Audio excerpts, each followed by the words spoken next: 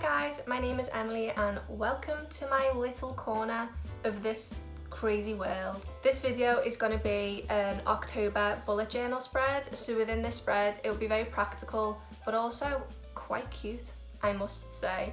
It will include things like budgeting, weekly to-do lists, weekly spreads, so everything will be usable for this month. And you know, the world is kind of ending, so it might be nice to have a bit of organisation amongst the inevitable chaos. I'm just very excited for the cosy autumnal vibes this last quarter of the year has to offer. I just love pumpkins and I just love little spooky films, and I just think it's wonderful, and I am very excited to go and crunch some leaves if we are allowed outside to do so. Anyway, I hope you enjoy the cosy creative vibes in this one.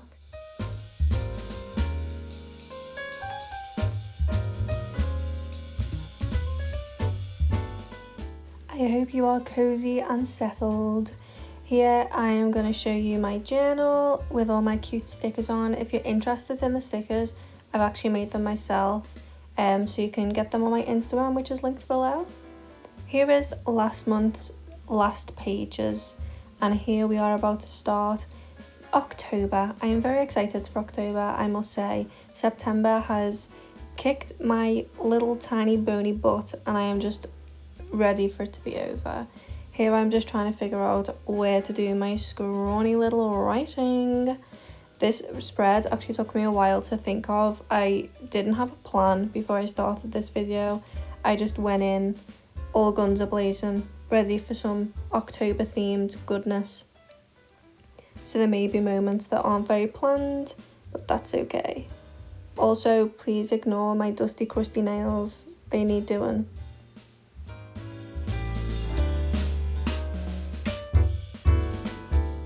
It was at this stage that I realised that does not look like a spider's web, so I just kind of drew little spiders dangling from it. You get the gist.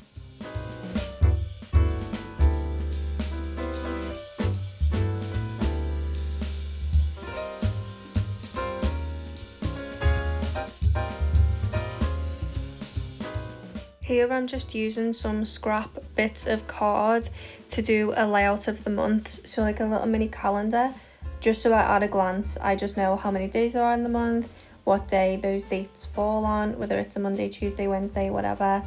And it just helps me kind of plan my month a little bit better, because especially recently I find that the concept of time is just no longer real, so I like to have a sense of normality and know what day it is. So this really helps that, and the glue that I use to stick this in is, honest to God, stunning. Usually when you glue things on paper, it kind of like ruffles or curls the paper, but this glue doesn't do that at all. So stick around to the end and I do an overview of the products that I use.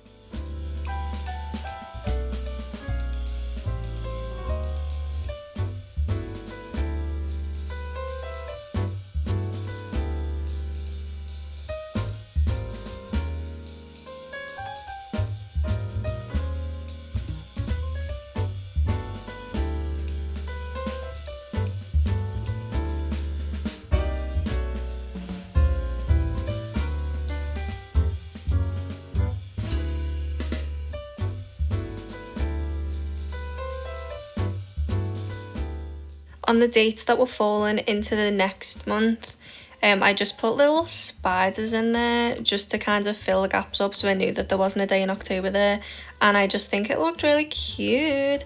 So it's just little touches like this that kind of really bring the journal together. And same for these stamps.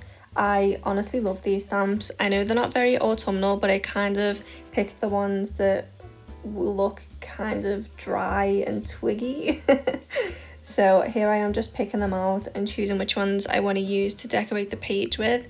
I find that stamps are a really easy way to make everything look kind of scrapbooky and just really homemade and lovely. I just think they're a really nice touch. And these were super cheap too from Hobbycraft, so definitely recommend.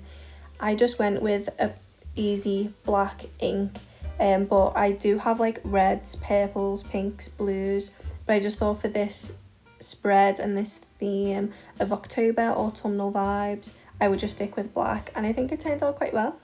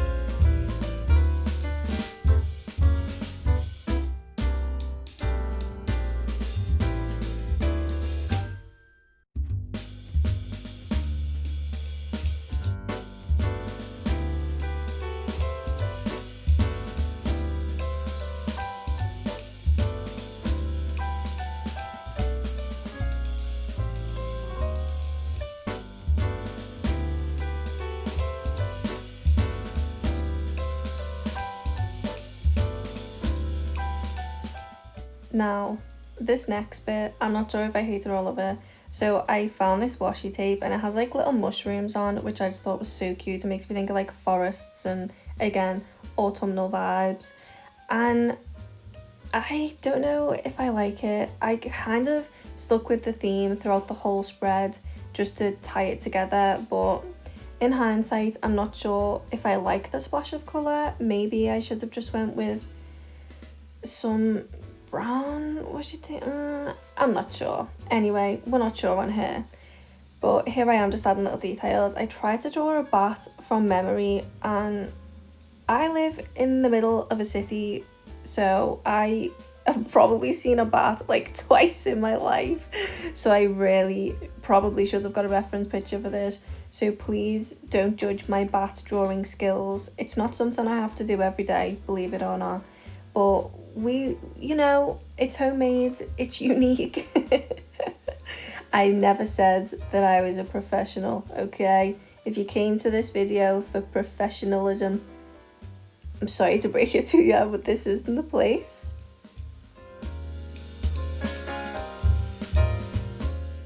This little spooky dude that I'm drawing right now is kind of just pops up on every page. I just love drawing little ghosts. Look how cute he is. He looks kind of demented, but I love that for him, and he is just adorable. Look at his little smile. Ugh.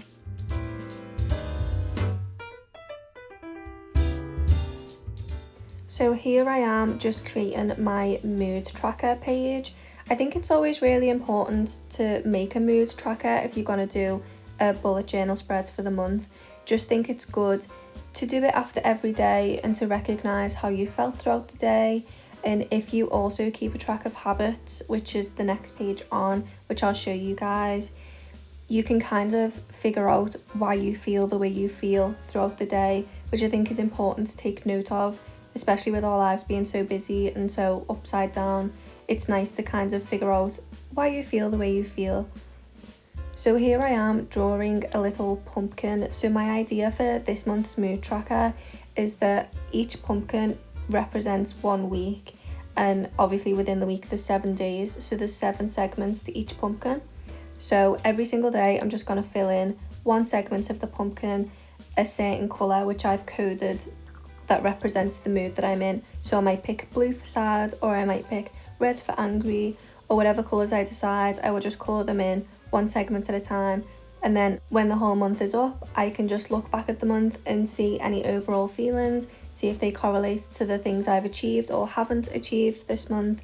And it's just a really nice way to keep on track of how I feel and making sure that I understand myself to the best of my ability, because I kind of live on autopilot. So this helps me take away the autopilot vibe of me and ensure that I'm really tapping into how I feel.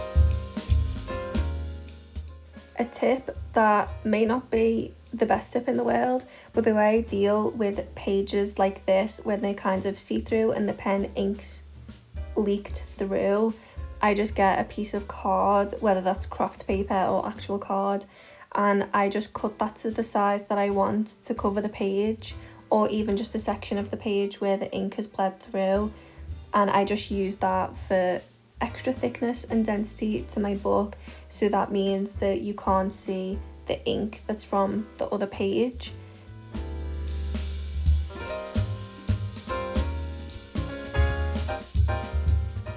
Here I'm just using my white gel roll pen to do some squiggly, I can't figure out if this is blood or if this is goo, or you know the vibe, just the spooky gloopy goodness that Halloween brings out. So I'm just doing that on the top and the bottom of here just to frame the next page that I'm about to do, which is my budget page. Usually I would do a much more in-depth budget plan, but last month I didn't really keep up with it, to be honest, and I tended to do it more digitally on like spreadsheets rather than handwritten in my book. So I kept this super simple and I just decided to do a spooky spending page. Also, I'm sorry, but why am I holding that glue stick? Like, it's done damage to my family. Like, I am gripping onto that for dear life. I look like, you know, those 3-year-olds who do things and everything is chaotic. I am that chaotic. Look at that. Oh my god. That application is so aggressive. Like, who hurt me? Who?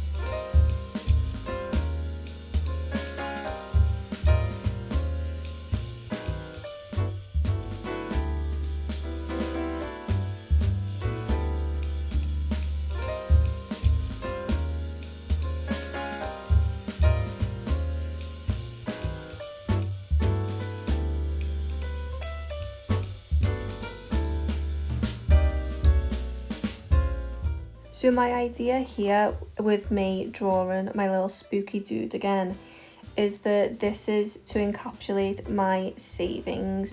So I put an overall savings goal as 900, which to be honest is, you know, pretty optimistic, but I have no life. All I spend my money on is stationery that I don't need. So adulthood. So as I save, I'm going to colour in the ghost each way to represent me building up my savings. So I'm going to do it like, I don't know whether I'm going to do it 50 or £100 each time. But yeah, he will be fully coloured in if I manage to save 900 this month. And then here is my cauldron full of all my pennies. And this is going to represent the things that I have spent. So this will track my spending and ensure that when I look back on the month, I don't want to look back and feel ashamed at what I've spent my money on, because I find that I spend my money and then I look at my bank and I'm like, where has that money even gone? So I'm hoping that it will encourage me to keep colouring in my little ghost dude and make sure that my spent pot stays low. I've actually carried this on from last month, so it's going to be a pie chart at the end of the month, and these little circles that I'm drawing here are going to be coloured in with colours that signify each thing that I'm writing next to it. So then at a glance, I'll know what I've spent the most money on that month. So because it's October, I'll more than likely be spending most of my money on gifts for people, because it's like 7 family members' birthdays and it's Christmas and it's very expensive. So that's what that is going to end up being, a pie chart. And here I just tried to make a pun and it's just not funny. Like, please just, I was going to edit this out, but then I was like, no, do you know what? Let's keep it real. So I made the joke of Count Dracula and counting your pennies. I have no excuse. My one brain cell was like, oh my god, that'd be so good. And now that I look back on it, it's kind of a dad joke, but like not even a good dad joke, like those dads that aren't even funny. So we'll just pretend that didn't happen.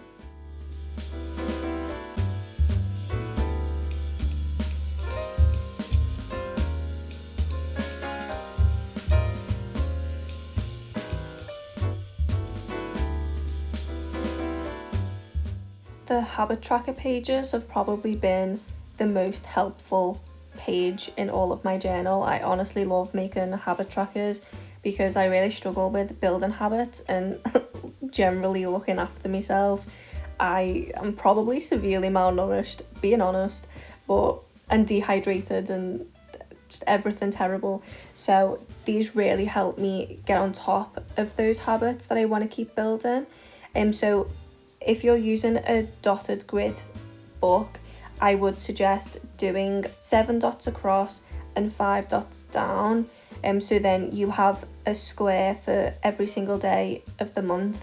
And as you go along and you do the actual habit that you're meant to be doing every day, you just fill a square in, and then you can look at a glance if there's certain days that you always miss, or if there's something that happens within your week that makes you miss doing these habits that you need to be building. So I do find it really, really helpful.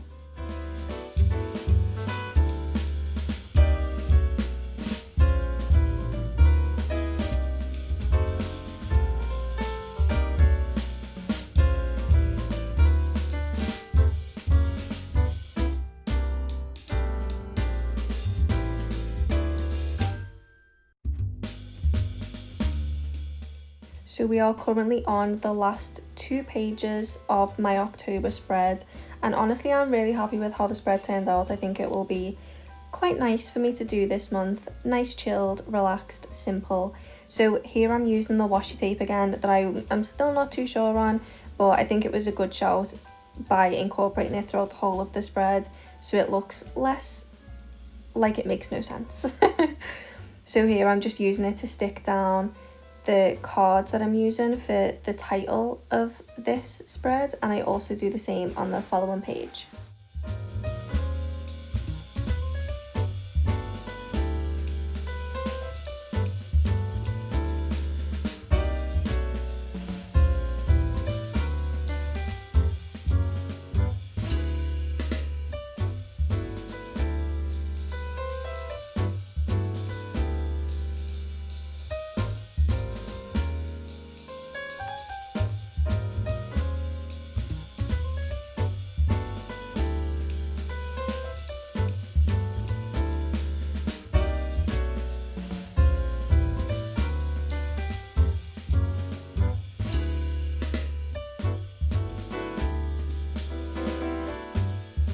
So as you can see, I'm titling this page the monthly master list, which is basically just, instead of doing a to-do list every single day, which I do on a separate planner because I'm obsessed with to-do lists, this is just the overall goals that I want to achieve for October, because I find that I might do everything small that's on my to-do list, but the big things I kind of get overwhelmed with and I just either forget to do or purposely avoid doing them. It really helps me achieve the goals that I really do need to do.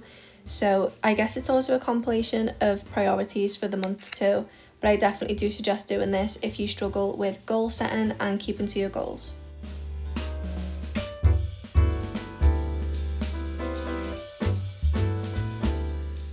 And here I'm just starting my list. I'm using little spiders instead of bullet points. How creative! And this is basically just the goals that I want to make sure that I achieve this month. They're kind of random, they were just off the top of my head.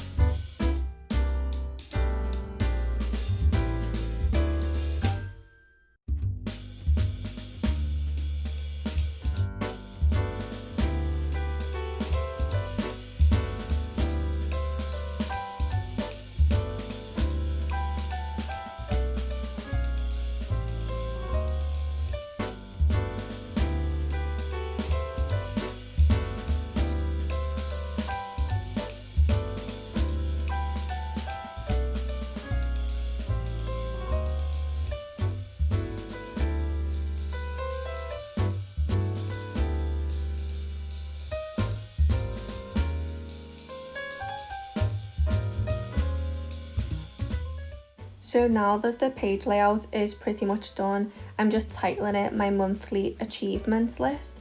So this is just a nice way to end the month and compile all of the things that I've achieved, because I struggle to acknowledge the things that I've done. I always want to do more and do everything, so it's nice for me to acknowledge the things that I've achieved. But these can be things as little as making sure that you make time for your hobbies, or making sure that you've completed your habit trackers, or completing a really big goal that you wanted to achieve this month. Just things that really ensure that you're celebrating yourself and making sure that you acknowledge the things that you're doing. So here I will just leave this blank for me to fill this in. And I also make sure that I'm setting aside time for life as well as work. So that's something that I find doing these monthly achievements really helps me accomplish too. So here is just a quick run through of how my month looks for October. I really enjoyed this. I think it's simple, it's effective, and I think it will really ensure that I actually stick to filling them all in this month. What I particularly love about this spread is the usage of different textures and things that I've used in it. So I've used different types of ink, I've used washi tape, I've used cards, different types of cards, and it just really reminds me of autumn, because autumn just makes me think of my different senses, the crunches of leaves, the warmth of hot chocolate, all that lovely stuff.